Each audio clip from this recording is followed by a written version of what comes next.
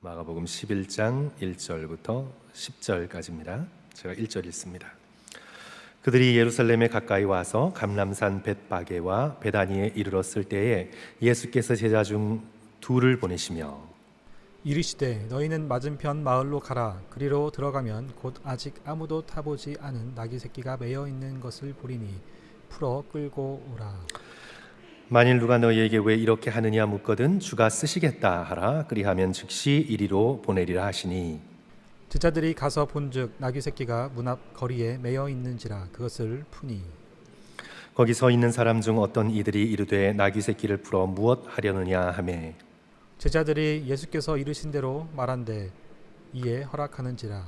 나귀 새끼를 예수께로 끌고 와서 자기들의 겉옷을 그 위에 얹어 놓음에 예수께서 타시니 많은 사람들은 자기들의 겉옷을 또 다른 이들은 들에서 벤 나뭇가지를 길에 펴며 앞에서 가고 뒤에서 따르는 자들이 소리 지르되 호산나 찬송하리로다 주의 이름으로 오시는 이여 같이 읽습니다. 찬송하리로다 오는 우리 조상 다윗의 나라여 가장 높은 곳에서 호산나 하더라. 아멘. 오늘 함께 읽은 이 마가복음 11장은 마가복음 전체의 전환을 이루는 그런 중요한 장입니다. 이제 마가복음 1장부터 10장까지에서는 예수 그리스도께서 갈릴리를 주 무대로 사역하셨습니다. 이 갈릴리 호수를 중심으로 해서 예수 그리스도께서 이방인 지역도 가시고 또 유대인들이 사는 지역도 가시면서 하나님 나라의 천국 복음을 전하시고 또 병자들을 고치시고 귀신들을 내어 쫓으시고 또 유대인들을 향해서는 5,000명을 먹이시는 기적과 이방인들을 향해서는 4,000명을 먹이시는 놀라운 기적을 통해서 하나님의 나라가 유대인과 이방인을 가리지 않고 임하시는 놀라운 은혜의 나라인 것을 선포하시고 또 보여주셨습니다. 이제 11장에서 이제 비로소 예수 그리스도께서 이제 예루살렘을 향하여 들어가시게 되죠. 예루살렘으로 들어가시게 됩니다. 이제 10장 마지막 부분에서 우리는 예수 그리스도께서 여리고에 도착하셔서 바디메오를 고치신 사건을 우리는 읽게 되었습니다.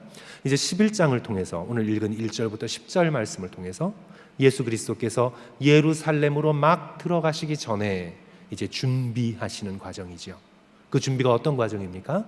나귀 새끼를 풀어오게 하시고 그것을 타시면서 예루살렘 동쪽으로 들어오시는 그런 종려주일의 그런 놀라운 행렬을 우리들에게 보여주고 계십니다.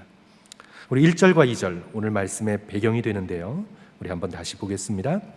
그들이 예루살렘에 가까이 와서 감람산 벳바게와 베다니에 이르렀을 때에 예루살렘 제자 중 둘을 보내시며 이르시되 너희는 맞은편 마을로 가라. 그리로 들어가면 곧 아직 아무도 타보지 않은 나귀 새끼가 매여 있는 것을 보리니 풀어서 끌고 오너라. 우리가 예수님의 시대, 예수님의 그 당시 그 상황 속으로 우리가 조금 들어가서 오늘 상상해 보시면 오늘 말씀의 의미를 우리는 조금 더 분명하게 깨달을 수 있습니다. 예수님 당시 예루살렘 도성의 인구를 학자들마다 각각 조금 다르게 평가하지만요. 성도 여러분, 예수님 당시 예루살렘의 거주 인구가 얼마쯤 되었을까요? 여러분들 대강 이렇게 우리 통밥이라고 하는데 잘 맞히지 않으세요? 얼마쯤 되었을까요?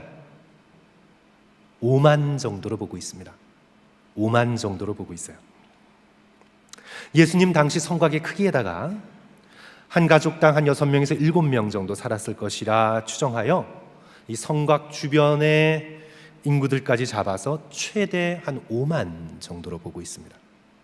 작게 잡는 사람 한 2만 정도로 잡고 있어요. 이제 예수님보다 한 세대 후에 역사학자인 요세푸스는 예루살렘의 인구를 100만이라고 보았는데 그건 과장입니다. 도무지 100만이 살아갈 수가 없습니다. 예루살렘 성곽이 가장 컸을 때, 그러니까 성벽으로 둘러싸인 면적을 보자면 200에이커가 넘지 않습니다. 이제 우리 성지를 순례하신 성도들께서는 이제 올드 제루살렘이라고 해서 구 예루살렘 시가지에 들어가시면 하루 만에 한 바퀴를 돌 수가 있거든요. 그러니까 올드 예루살렘의 구 예루살렘의 면적이 220에이커입니다. 그래서 그 정도로 크다고 해도 그러니까 200에이커 정도 되면 거기에 아무리 촘촘하게 거주하였다 할지라도 5만 이상 살기가 어렵습니다. 그래서 한 5만 정도 상주했다고 보면 좀 합리적이라고 할 수 있겠습니다. 그런데 이제 지금 때가 어느 때지요? 예수 그리스도께서 십자가에서 돌아가실 때가 유월절 때입니다. 이스라엘의 명절 중에 가장 큰 명절입니다.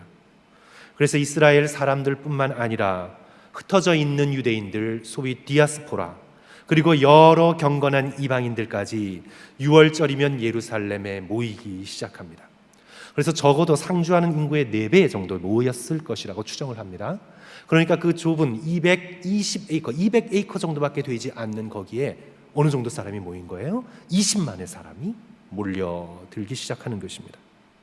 포화 상태지요. 그래서 예수 그리스도께서 유월절이 가까워 오시면서 예루살렘 안에서 주무실 수가 없었습니다. 그 좁은 곳에 20만이라는 사람이 몰려드니까.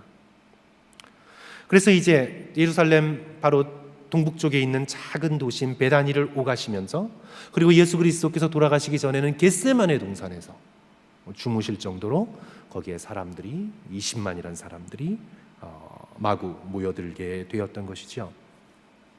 이럴 때 성도 여러분, 여러분이 만약 로마의 정치인이라고 한번 상상을 해보십시오. 무엇을 걱정할까요? 반란이 일어날 수도 있습니다. 6월절이 어떤 날입니까? 이스라엘이 애굽에서 해방된 해방절입니다. 광복절입니다. 독립기념일입니다. 당연히 테러 조직들이 모이고 자칭 메시아라는 사람들이 반란의 기회를 엿보고 있을 때입니다. 그래서 로마 군인들은 최고 수준의 경계를 서야 하는 때가 바로 6월절 명절의 때입니다. 그래야 6월절을 일주일 앞두고 사람들이 막 몰려들 때에 이제 로마 군인들이 유대인들이 보는 앞에서 거대한 퍼레이드를 벌입니다. 이제 당시 유대 땅을 다스리고 있었던 로마 총독의 관저가 어디에 있었냐 하면 지중해 연안인 서사레아 마리티마라는 곳에 있었습니다. 지중해 요새입니다. 우리 일제시대 때를 빌어 말하자면 그것이 중앙청과 같은 것이죠. 이제 거기에 평소에 빌라도 총독이 거기에 거주하면서 여러 가지 업무를 보았다가 이제 6월절에 예루살렘으로 사람들이 모여들기 시작하기 때문에 이제 6월절을 일주일 앞둔 때에 그 요새에 있는 군인들을 동원해서 총독이 앞장서고 예루살렘을 향해 올라가는 거대한 군사적 퍼레이드를 벌이게 됩니다. 가장 멋있는 백마를 타고 빌라도가 총독이, 그리고 흑마와 여러 가지 말들을 앞세우고 창과 검과 방패로 중무장한 로마 군인들이 행진을 합니다. 로마를 상징하는 독수리 문양의 깃발들을 휘날리면서 걸을 때마다 쇠가 부딪히는 소리를 내며 나팔을 불며 거대하고도 장엄하고도 화려한 행렬을 이루면서 예루살렘 서쪽 문으로 통과하여 성 안으로 들어오게 됩니다. 이것이 이제 유월절을 앞둔 일주일 전에 있는 그런 로마 군인들의 거대한 행렬입니다. 그래서 이 예루살렘에서 황제를 대신한 총독의 행렬은 사람들의 구경거리였습니다. 식민지 사람인 유대인들이 그 강한 로마 군인들을 보면서 반란을 감히 꿈꾸지 못하게 만드는 것입니다. 또 화려한 로마 군인들의 그런 여러 가지 문양들과 그런 것들을 보면서 로마 제국의 힘과 위대함을 느끼게 하면서 반란을 못하게 하는 그런 효과가 있는 것입니다. 이제 예루살렘 서쪽 문을 통해 들어오는 로마 총독과 로마 군인들의 이 화려한 행렬과 동시에 이제 진행된 행렬이 있었는데, 그것은 예루살렘 동쪽 베다니에서부터 출발해서 예루살렘 동쪽 문을 통해 들어오는 행렬이었습니다. 서쪽에서는 총독의 행렬이 들어오고 이제 예루살렘 동쪽 문을 통해서는 누구의 행렬이 들어오나요? 오늘 본 말씀에 따르면 예수 그리스도와 제자들의 행렬이 이어지게 됩니다. 이제 우리는 묻습니다. 이 두 가지의 행렬이 있는데 이제 과연 예수 그리스도의 행렬이 로마 총독과 군인들의 행렬만큼 화려할까요? 저들을 물리칠 수 있을 만큼 이 예수 그리스도의 행렬이 강한 군인들의 행렬로 사람들에게 비춰질 수 있을까요? 성도 여러분 어떻습니까? 전혀 아닙니다. 만약 현대인들이 이 장면을 영화로 만들어서 본다면 피식하고 웃을 정도입니다. 로마 총독은 백마를 탔는데 예수님은 지금 무엇을 타셨습니까? 나귀도 아니고 나귀 새끼를 타셨습니다. 7절 말씀 성도 여러분 함께 봅니다. 나귀 새끼를 예수께로 끌고 와서 자기들의 겉옷을 그 위에 얹어 놓음에 예수께서 타시니 안장도 없었습니다. 총독 빌라도는 화려한 문양이 들어간 가죽 안장을 백마 위에 올려놓고 탔음에 분명한데 예수님은 안장도 없이 겉옷을 깔고 타셨습니다. 예수님의 키가 평균 정도였다고 해도 남자 어른이 나귀 새끼를 탄 모습이란 우스꽝스러웠을 것입니다. 거기다가 예수 그리스도를 뒤따르던 사람들은 어부들이었습니다. 목수들이었습니다. 농부들이었습니다. 노동자들이었습니다. 많은 여인들도 있었습니다. 예수님의 행렬을 환영하는 자들도 칼이나 창을 든 것이 아닙니다. 하다못해 비상시 싸울 수 있는 농기구를 든 것도 아닙니다. 우리 8절 말씀 다 같이 한 목소리로 읽습니다. 많은 사람들은 시작. 많은 사람들은 자기들의 겉옷을 또 다른 이들은 들에서 벤 나뭇가지를 길에 펴며. 나뭇가지로 뭘 하겠다는 것입니까? 종려 나뭇가지로 무엇을 하겠다는 것입니까? 예수님의 예루살렘의 행렬은 입성은 세상과는 아주 다른 행렬이었습니다. 세상의 기준으로서 평가할 수 없는, 세상의 기준으로 보면 너무나 우스운 그런 행렬이었습니다. 예수님의 예루살렘 입성을 통해서 이 예루살렘을 입성하시는 이 예수 그리스도의 이 모습을 통해 이 로마 군인들의 행렬과 비교해서 오늘 예수 그리스도께서 우리들에게 보여주고자 하시는 것은 과연 무엇일까요? 또한 예수님과 함께 이 길을 따라 걸으면서 우리가 깨닫고 실천해야 하는 그런 것들은 어떤 것일까요? 21세기 이 LA의 골목길을 우리는 걸으면서 우리는 어떤 모습으로 우리의 인생의 길을 걸어가야 할까요? 성도 여러분, 무엇보다 이 본문에 나타난 예수 그리스도의 예루살렘의 입성은 힘으로 누르고 힘으로 윽박지르고 힘으로 컨트롤하고 힘으로 협박하는 세상 권력의 길을 가지 않겠다는 하나님의 선택을 드라마틱하게 보여주고 있는 것입니다. 다시 말씀드리면 예수 그리스도의 이 예루살렘 입성의 행렬은 힘으로 누르고 윽박지르고 컨트롤하고 조종하고 협박하여 자기의 뜻을 관철시키려는 세상 권력의 길을 하나님께서는 걷지 않겠다라는 하나님의 결심을 예수 그리스도를 통해 드라마틱하게 보여주고 있는 그런 행렬입니다. 세상을 대표하는 로마를 대표하는 총독 빌라도의 행렬은 어떤 행렬이었습니까? 반역했다가는 초죽음입니다. 저 말에 깔려 죽던지 창과 칼에 찔려 죽던지 아니면 십자가에 매달려 고통스럽게 천천히 죽어가든지 그 폭력과 잔인함, 칼과 창이 가져다주는 거대한 힘에 눌려 유대 백성들은 숨 한 번 제대로 쉬지 못하고 자신의 생존을 위하여 하루하루 겨우겨우 살아갔어야 했습니다. 사랑하는 성도 여러분, 세상의 권력은 늘 그렇습니다. 얼굴의 표정만 바꿀 뿐이지 세상 권력의 본질은 늘 이와 같습니다. 조금만 자기에게 힘이 있다고 생각되면 힘없는 사람들을 향해 버리는, 요즘 그냥 성도 여러분 유행하는 말, 모르시는 말 없죠? 그걸 뭐라고 합니까? 뉴스를 안 보세요? 갑질이라고 하잖아요. 그죠?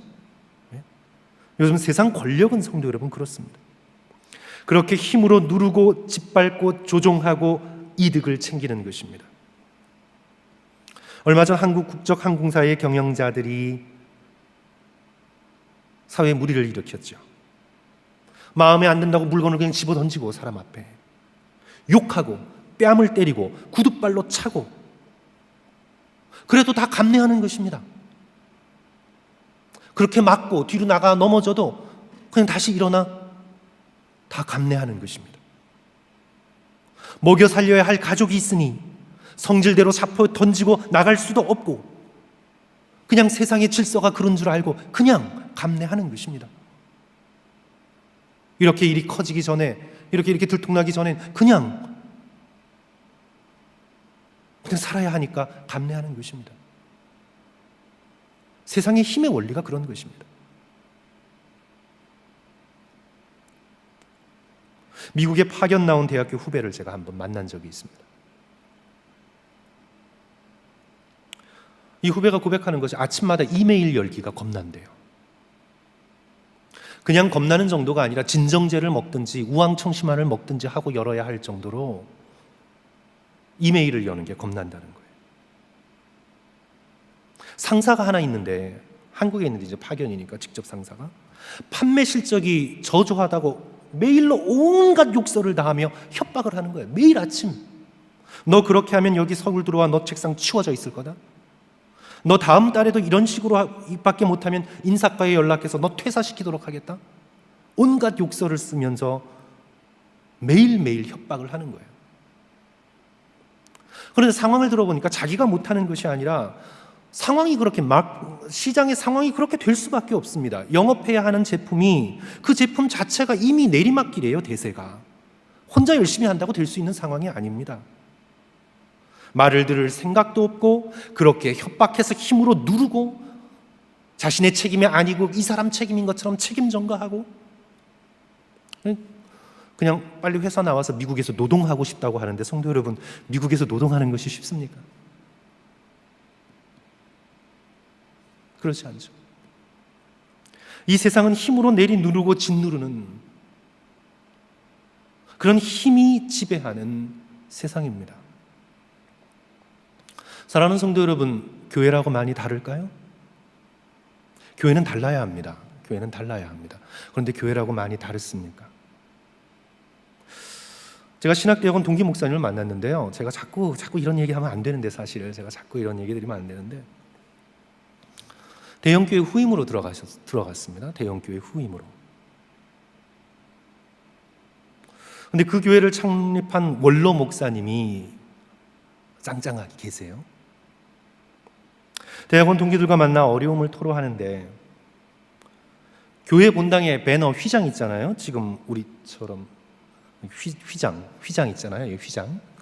이 휘장을 보고하지 않고 걸었다고 불려가서 아주 호되게 예단 맞고, 아니 담임 목사가 돼서 휘장 거는데 원로 목사님 허가까지 받아야 돼. 이거 지금 휘장 걸렸다가 이거 누가 띄었어요? 저한테 말도 안 하고. 이거 누가 띄었어요? 이거 지금 있었는데. 고충을 쏟아내는 거예요. 고충을. 어느 날은 주일 설교를 하고 불려갔습니다. 성경책을 던지면서 소리 지르고 야단입니다. 이런 식으로 설교할 거면 당장 교회 나가라고. 이거 어떻게 해야 될까 너무 고민스럽고. 아주 극소수의 교회 얘기겠죠. 극소수의 교회 얘기겠습니다. 성도 여러분, 이런 정도의 일은 아니겠지만 교회도 세상의 힘의 원리, 세상의 권력의 원리가 작동하면 그 힘으로 부당하게 억압하고 사람을 억누르고 컨트롤하고 협박하는 세상보다도 더 못한 모습으로 되어져 나갈 수 있음을 우리는 늘 기억해야 합니다. 그리고 늘 경계해야 합니다. 성도 여러분, 가정에서도 마찬가지입니다. 남편과 아내 사이에, 부모와 자녀 사이에 대화와 사랑과 희생과 섬김의 원리가 아니라 힘의 원리가 지배하면요, 성도 여러분, 이 관계는 끔찍합니다. 이 관계는 정말 끔찍한 관계입니다. 남편과 아내가 파워 게임을 벌이면요, 아주 작은 일에도 서로 사랑하고 이해하고 돌보고 섬기고 그런 것이 아니라 작은 일에도 give and take를 하고 계산하고 대화보다는 힘과 권위로 억누르려고 하고 짓밟으려고 하고, 우리는 우리의 작은 가정에서부터 국제 정치와 역사에 이르기까지 이 세상은 힘의 원리가 작용하고 있습니다. 성도 여러분, 어떤 나라들 보십시오. 강대국에게는 똑같은 안건인데도 꼼짝 못하다가 자기보다 조금 약한 나라한테는 어떻게 힘으로 억누르고 부당하게 행하는 그런 것을 국제 정치에서 보지 않습니까, 성도 여러분? 오늘 인간의 심성 안에 힘을 숭배하고 힘을 휘두르려는 마음이 자리 잡고 있는 것이죠. 그래서 가정에서나 국제 정치에서나 온 세상의 역사를 움직이는 이런 힘을 숭배하고 이 힘을 휘둘러 자기 스스로의 어떤 자존감을 느끼려고 하는 이런 헛된 힘의, 이 세상의 악한 힘의 원리가 이 세상을 다스리고 있죠. 성도는 며칠 전 미국이, 저는 정치, 국제 이런 거에 좀 말씀 많이 안 드리는 편인데, 미국이 중거리 핵조약을 탈퇴했습니다. 그래서 신문을 보니까 이제 핵 경쟁이 다시 점화되는 것이 아닌가, 그렇게 신문 기사가 났더라고요. 성도 여러분, 전 세계 국방비 2016년 군대를 키우고 무기를 만드는 2016년 기준 전 세계의 국방비가 얼마인 줄 성도 여러분 모르시죠? 그건 모르시겠죠? 1억 6천억 달러입니다. 1조 6천억 달러입니다. 1조 6천억 달러. 그러니까 무기 만들고 군대 유지하고 그렇게 쓰이는 국방비가 알려진 것만 훨씬 더 많은데 1조 6천억 달러, 이거 점점 올라가고 있습니다. 우리 한국도 예외가 아닙니다. 점점 올라가고 있습니다. 성도는 보통 우리가 그냥 얘기할 때 3초에 한 명꼴로 어린 아이가 배고픔으로 죽어가고 있습니다. 여러분 1, 2, 3초 할 때 지금 하나 죽었습니다. 기아로, 이건 다른 게 아닙니다. 순전히 배고픔으로, 먹지 못해서. 그런데 이들이 죽지 않게 하는데 드는 비용이 하루에 25센트면 된답니다. 하루에 쿼터 25센트면 그 아이에게 직접 갈 수만 있다면 3초에 죽는 아이를 다 살릴 수 있다는 거예요. 하루에 25센트면. 그래서 단순하게 계산기를 돌려서 계산하면 1년에 10억 달러만 있으면 지금 1초, 2초, 3초 죽어가는 아이들을 살릴 수 있다는 거예요. 10억 달러만 있으면.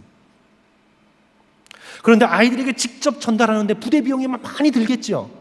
왜 그게 돈이 들까? 우리 생각에서는 이해가 안 되지만, 전달하는 사람 월급도 줘야 되고 비행기도 날라야 되고 뭐 해야 되고 부대 비용이 든다고 생각해서 부대 비용 아무리 많이 잡아서 그래 10배 칩시다. 10배 부대 비용이 진다고 칩시다. 그럼 얼마만 있으면 됩니까? 100억 달러. 1년에 100억 달러면 3초마다 기아로 죽어가고 있는 아이들을 살릴 수 있다는 거예요. 1년에 넉넉히 잡아서 100억 달러. 지금 전 세계가 쓰는 국방비의 1%도 되지 않습니다. 그런데 우리 그렇게 못하는 거예요. 우리가 그렇게 할 수 없는 겁니다. 이 세상에 힘이 작동하는 원리가 그렇게 못하는 거예요. 설령 선진국들이 인심을 써서 그렇게 하려고 해도 도움을 받아야 하는 그 나라의 권력이 너무 부패하고, 아무리 돈을 쏟아부어도 설령 그렇게 한다 그래도 그게 해결되지 않는 거예요. 이 모든 것이 세상 권력의 힘으로 타락한 인간의 죄성 때문이죠. 세상이 지금 작동하는 방식이 그런 것입니다. 그래서 예수 그리스도께서는 지금 예루살렘 서쪽으로 향해 올라가는 빌라도와 로마 군인들이 보여주고 있는 그런 힘의 원리를 선택하지 않으시겠다 하고 보여주시는 것이 예수 그리스도의 종려주일의 행렬이죠. 힘으로 누르고 윽박지르고 조종하고 협박하는 길을 나 여호와 하나님은 가지 않겠다. 나의 제자단 너희들도 그 길을 가지 말라고 보여주시는 것이 바로 예루살렘 입성입니다. 그래서 예수 그리스도께서는 전쟁하는 말이 아닌 짐을 실는 나귀를 타고 입성하시는 것입니다. 나귀는 결코 전쟁에서 싸우는 용도가 아닙니다. 짐을 집니다. 멍에를 맵니다. 예수께서 마치 무거운 짐을 지시는 나귀가 되시려는 것처럼 예수 그리스도께서 마태복음 11장 28절에서 우리를 초청하고 계시지 않습니까? 수고하고 무거운 짐진 자들아 다 내게로 오라. 내가 너희를 쉬게 하리라. 우리의 무거운 죄짐을 나귀처럼 당신의 어깨와 등에 짊어지시고 우리에게는 쉼을 주시는, 마치 예수 그리스도께서 당신이 나귀이신 것처럼 우리를 초청하고 계십니다. 수고하고 무거운 짐진 자들아 다 내게로 오라. 내가 너희를 쉬게 하리라. 종교개혁자 마틴 루터는 이 부분에서 이렇게 주석합니다. 예수께서 기사처럼 위풍당당하게 준말을 타신 것이 아니라 짐이나 지고 노동하며 사람이나 돕는 나귀를 타신 것은 예수 그분 자신이 사람을 위협하고 쫓아내며 밟아 누르려 하지 않으시고 오히려 사람을 도와 그들의 짐을 기꺼이 지시기 위함이다. 그렇습니다. 예수께서 나귀를 타심으로 나귀처럼 되셨습니다. 그 등에 그 허리에 십자가의 무거운 죄짐을 지셨습니다. 나귀는 예수 그리스도를 상징하죠. 오늘 2절 보시면 이르시되 너희는 맞은편 마을로 가라. 그리고 들어가면 곧 아직 아무도 타보지 않은 나귀 새끼가 매여 있는 것을 보리니 어떻게 해요? 그것을 풀어 끌고 오라. 아무도 타지 않은 짐승, 그것은 순결을 상징합니다. 거룩한 목적에 쓰이는 짐승을 말하지요. 성도 여러분, 우리 구약 한번 다 같이 찾아보도록 합니다. 우리 사무엘상 6장 7절 우리 함께 찾아서 가도록 합니다. 사무엘상 6장 7절. 우리 베세메스의 수레 이야기인데요. 우리 구약성경 416장 6쪽에 있습니다. 그러므로 새 수레를 하나 우리 같이 읽을까요? 시작. 그러므로 새 수레를 하나 만들고 멍에를 메어보지 아니한 젖 나는 소 2마리를 끌어다가 소의 수레를 메우고 그 송아지들은 떼어 집으로 돌려 보내고. 하나님의 언약궤를 끌어야 할 짐승은 멍에를 메보지 않은 것, 순결한 것, 그것이어야 된다는 거죠. 우리 민수기 19장 2절도 한번 찾아봅니다. 민수기 앞으로 가셔서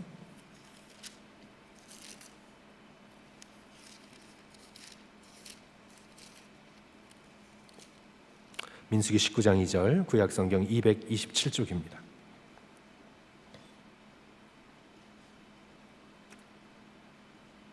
여호와께서, 우리 다 같이 한 목소리로 읽습니다. 시작.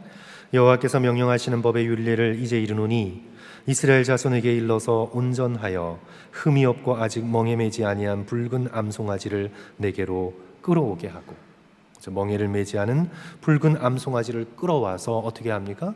백성들을 위한 속죄제의 제물로 드리게 되는 거죠. 오늘 마가복음의 본문은 정확하게 예수 그리스도께서 유월절을 맞아서 거룩한 제물로 백성의 죄를 속하시고 십자가의 그 모든 사망의 무거운 짐을 지고 골고다 언덕을 오르기 위해서 행진하고 계시는 모습을 우리에게 보여주고 있는 것입니다. 성도 여러분, 백성들이 소리칩니다. 이를 알고 소리치는 것일까요? 우리 마가복음 11장 9절에서 10절 다 같이 또 한 목소리로 읽습니다. 앞에서 가고, 시작. 앞에서 가고 뒤에서 따르는 자들이 소리 지르되 호산나 찬송하리로다. 주의 이름으로 오시는 이여 찬송하리로다. 오는 우리 조상 다윗의 나라여 가장 높은 곳에서 호산나 하더라. 성도 여러분, 이들이 지금 알고나 소리치는 겁니까? 예수 그리스도의 행렬이 어떤 행렬이라는 것을 알고나 외치고 있는 것일까요? 아닌 것 같습니다. 왜 예수께서 나귀를 타고 오시는지, 예수께서 지고자 하는 죄의 짐은 어떤 것인지 이들은 알지 못하고 무지몽매하게 그저 자기들의 열망대로, 자기들의 소원대로 그냥 소리 지르고 있습니다. 오늘 여기 본문에서 예수님의 반응이 기록되어 있지 않습니다. 그런데 어린이 성경 같은 데 보면 이 장면을 예수님께서 환하게 웃으시면서 막 손 흔드는 장면으로 그리고 있어요. 저는 옛날에 그렇게 성경 동화를 봤습니다. 그런데 그렇지 않죠. 오늘 본문에서 예수 그리스도는 침묵하십니다. 수수께끼 같은 침묵, 주석가들은 이걸 enigmatic silence, 수수께끼 같은 침묵이다, 이렇게 표현을 하는데 그 침묵으로서 예수 그리스도께서 이렇게 말씀하는 것입니다. 그래, 맞다. 나는 너희들의 구원자, 너희들의 메시아다. 내가 너희를 구원할 것이다. 하지만 세상의 방법이 아닌 십자가로 내가 너희를 구원할 것이다. 예수 그리스도께서 그렇게 침묵 가운데 말씀하고 계시는 것이지요. 사랑하는 성도 여러분, 오늘 우리는 이 본문의 말씀에서 예수 그리스도의 길을 따라 걷는 제자로서 우리 자신을 향해 21세기를 행진하며 걸어가고 있는 우리 삶을 돌아보시면서 성도 여러분, 우리는 세 가지 질문을 저와 여러분을 향해서 진지하고도 정직하게 하나님 앞에서 물어가야 합니다. 첫째로 우리가 물을 질문은, 나는 이 세상을 살면서 어떤 행렬을 더 좋아하고 어떤 행렬을 더 구경하고 어떤 행렬의 뒤를 더 따르는 삶을 살고 있는가? 나는 화려하고 멋있는 세상의 권력을 과시하는 로마 총독 빌라도의 행렬을 따르고 있는가? 아니면 겸손하여 나귀를 타신 예수 그리스도의 행렬을 따르고 있는가? 정말 저와 여러분의 마음이 어디로 향하고 있습니까? 저는 때로 성도들의 인생의 즐거움이 이런 것이 아닐까 무척 걱정이 됩니다. 우리 성도들의 인생의 즐거움이, 그래서 내가 인생을 한평생 그래도 그냥 잘 살았다, 후회 없이 살았다라고 만족하고 계시는 성도들의 인생의 즐거움이 혹시 이런 것일까봐 저는 염려가 됩니다.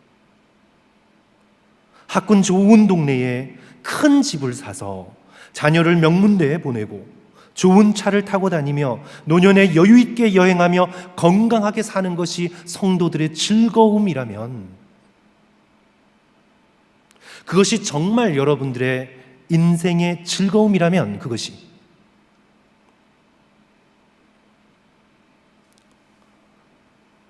여러분은 교회에서 종교생활을 얼마나 하든 상관없이 여러분은 그런 마음을 가지고 결코 예수님의 행렬을 진심으로 사랑하고 따라갈 수 없습니다. 없습니다. 우리의 이 마음을 가지고서는 우리는 결코 예수 그리스도의 나귀를 타신 그 행렬을 감격과 감사함과 사랑의 마음을 가지고 쫓아갈 수 없습니다.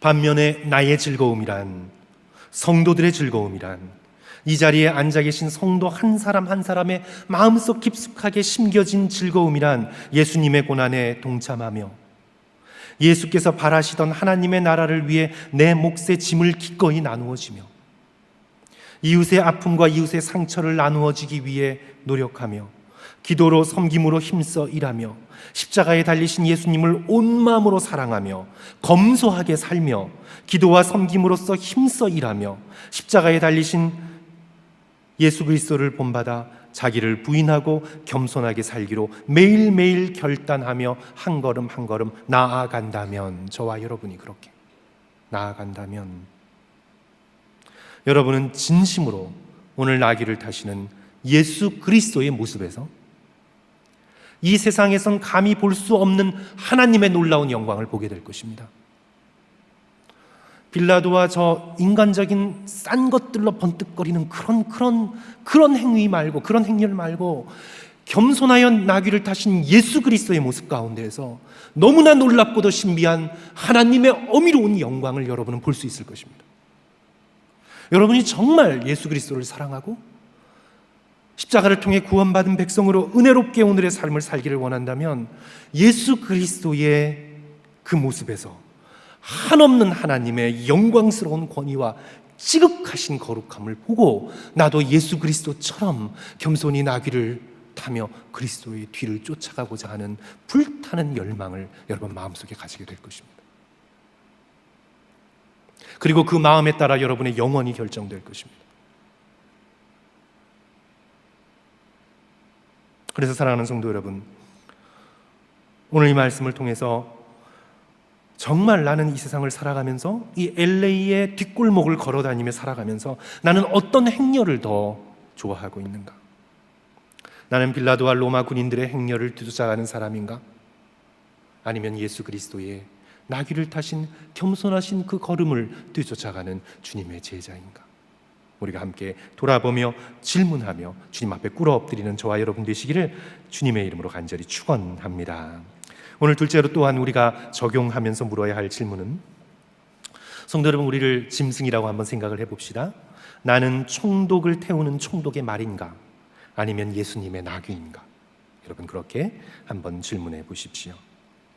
세상의 욕심의 전쟁터에서 나는 내 몫을 챙기기 위해 싸우고, 내 영역을 주장하고 넓히기 위해 싸우고, 내 자존심을 지키기 위해서 살아가고 있는 존재인가?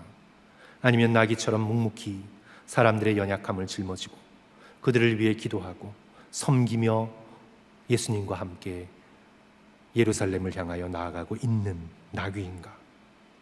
오늘날 나는 내 배우자의 연약함을 짊어지고 기꺼이 짊어지는 자인가? 아니면 내 배우자의 연약함을 비난하고 책임을 전가하며 내 자존심을 지키며 가정에서부터 파워 게임을 하며 살아가고 있는 존재인가? 내 자녀들의 상처, 교회의 아픔을 묵묵히 내 등에 짊어지며 이 세상을 향해 눈물 흘리시는 예수님의 아픔에 나는 동참하고 있는 예수 그리스도를 태운 나귀 새끼와 같은 존재인가? 아니면 내 뜻과 내 원함과 내 어젠다를 위해서 전쟁터에서 자존심의 칼을 들고 남을 찔러가며 싸우고 있는 빌라도 총독을 태운 말인가?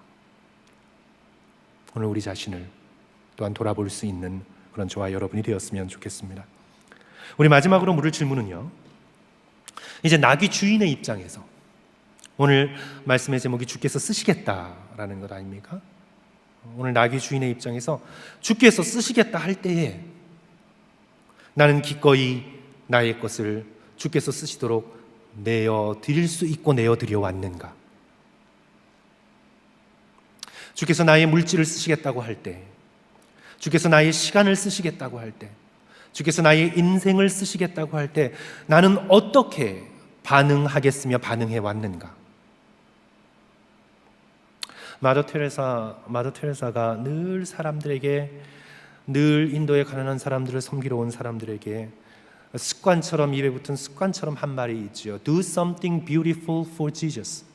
Do something beautiful for Jesus.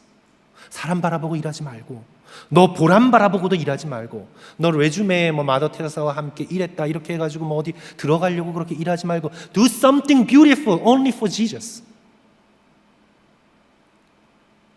오직 예수 그리스도를 위하여, 온전히 주님을 위하여 아름다운 일을 행해라. 사랑하는 성도 여러분, 오늘 21세기 이 LA의 땅을 살아가면서 우리 오직 예수님을 위해 아름다운 일을 행하시는 저와 여러분이 되었으면 좋겠습니다. 나만을 위해서, 내 가족만을 위해서가 아닌 오직 예수님을 위해 내가 한 일이 있기를 소원합니다. 나귀가 예수님을 등에 태웠듯 우리가 거룩하신 예수님을 위해 할 일, 물론 우리는 우리의 필요를 위해서 감사함으로 하나님 앞에 모든 것을 구해야 되겠습니다. 하지만 이제 우리는 성숙한 자녀로서 우리의 필요를 뛰어넘어 하나님의 나라를 구할 수 있어야 합니다. 주님, 제가 주를 위해 무엇을 할까요? 제가 주를 위해 할 수 있는 something beautiful 무엇일까요, 주님? 내가 이것은 필요하고 이것도 풀어주시고 이것도 해결해 주시고 하는 기도의 제목은 많이 올렸지만, 내가 주를 위해서 할 수 있는 아름다운 일의 목록이 무엇인지 주여 저로 깨닫게 해 주십시오.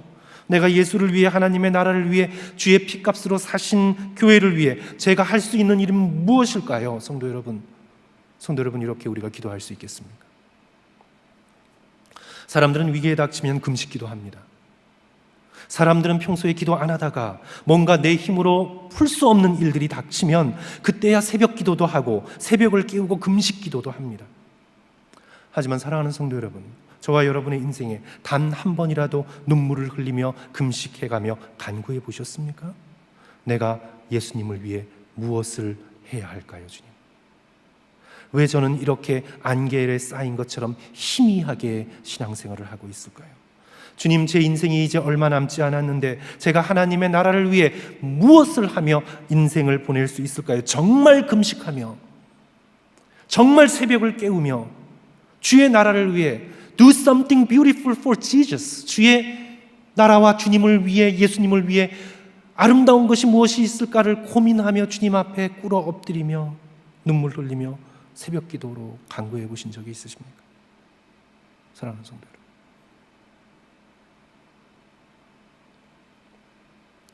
오늘 이 말씀 통해서 성도 여러분들, 하나님께서 여러분에게 도전 주시고 또 은혜 주셨으면 그렇게 기도하시고 응답받고 순종하시는 저와 여러분 되시기를 주님의 이름으로 간절히 축원합니다.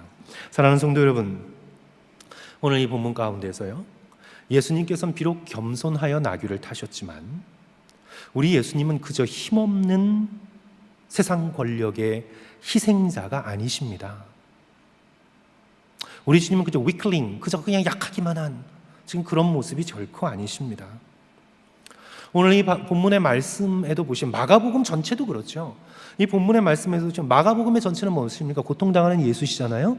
예수 그리스도께서 단지 힘이 없어서 그냥 당하고 계신 도어맷 같은 그런 고통받으시는 그런 분이 아니십니다. 마가복음 시작에서부터 끝까지요, 예수 그리스도께서 모든 것을 컨트롤하고 계십니다. 오늘 여기 본문에서도요, 예수께서 모든 것을 알고 계시고 다스리고 계십니다.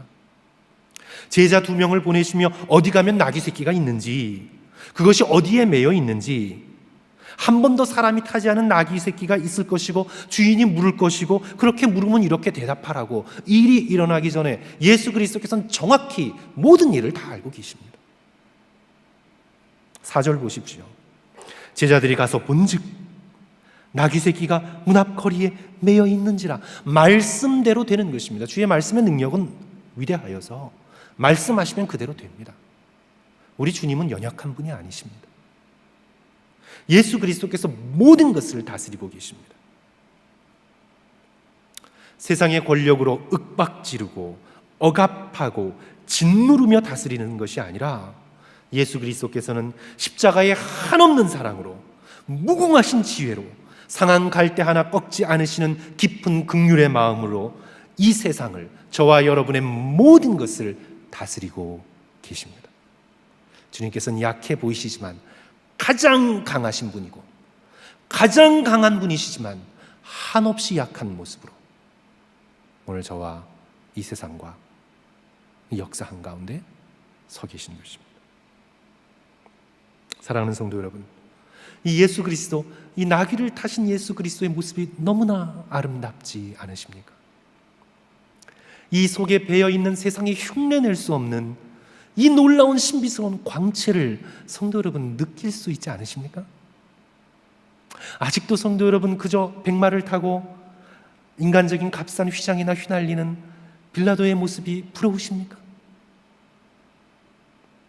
아니면 예루살렘 동쪽에서 올라오시는 이 영광스러운 예수 그리스도, 이 땅과 하늘의 모든 권세를 가지셨으면서도 지극히 약해지셔서 우리를 품으시고 사랑하시며 우리에게 우리의 죄를 대속하시는 속죄 제물이 되기 위하여 예루살렘을 오르시는 예수 그리스도의 이 모습이 오늘 저와 여러분의 가슴을 뛰게 할 수 있는 그런 놀라운 은혜의 모습이 되시기를 주님의 이름으로 간절히 축원합니다. 우리 다시 한번 이 놀라운 예수 그리스도, 정말 이 놀라운 예수 그리스도를 진정으로 사랑하고 예수님의 나귀 새끼가 되어서 그 짐을 기쁜 마음으로 나누어지며 예수님을 본받아 자기를 부인하고 주님과 함께 행진하는 저와 여러분 되시기를 주님의 이름으로 간절히 축원합니다. 우리 함께 기도하겠습니다.